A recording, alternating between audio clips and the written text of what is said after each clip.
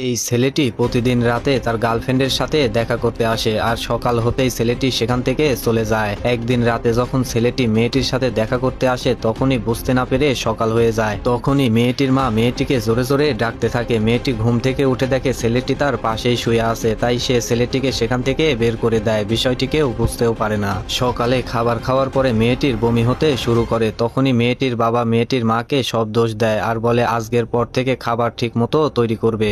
রাতে যখন ছেলেটা তার সাথে দেখা করতে আসে মেয়েটি বলে আমি প্রেগনেন্ট। এই কথা শুনে ছেলেটি অবাক হয়ে যায়। সে মেয়েটিকে বলে বাচ্চাটা ফেলে দাও। মেয়েটি তাকে বলে যা হয়ে যাক না কেন আমি এই বাচ্চার জন্ম দিতে চাই। সে বাড়িতে গিয়ে যখন এই বিষয়টা নিয়ে ভাবছিল তখনই মেয়েটা তাকে ফোন করে আর বলে আজকে রাতেই যেখান থেকে পারো আমাকে কিছু টক আম এনে দাও। ছেলেটি তার পরিচিত সব জায়গায় আম খুঁজতে শুরু করে আর কোনো জায়গায় যখন আম খুঁজে পাচ্ছিল না তখনই তার প্রতিবেশী এক গাছ থেকে রাতেই আম চুরি করে আর মেয়েটিকে গিয়ে দিয়ে আসে।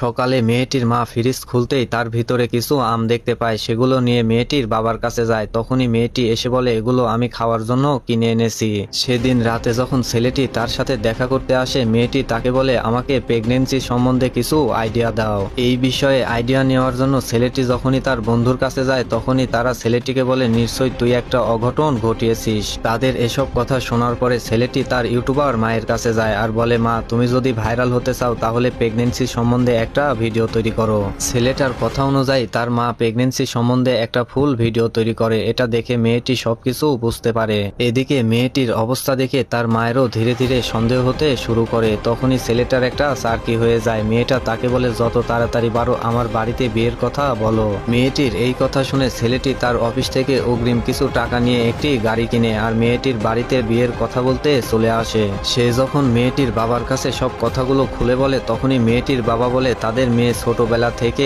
অনেক অভিনয় করতে জানে, আসলে মেয়েটি কখনো মা হতে পারবে না। মেয়েটির পরিবারের কাছ থেকে সে এসব কথা শোনার পরেও বলে মেয়েটি যেমনই হোক না কেন আমি তাকে বিয়ে করতে রাজি আছি। বন্ধুরা আজকের ভিডিওটা এই পর্যন্তই। পার্ট 2 দেখার জন্য পেজটি ফলো দিয়ে সাথেই থাকুন। ধন্যবাদ সবাইকে।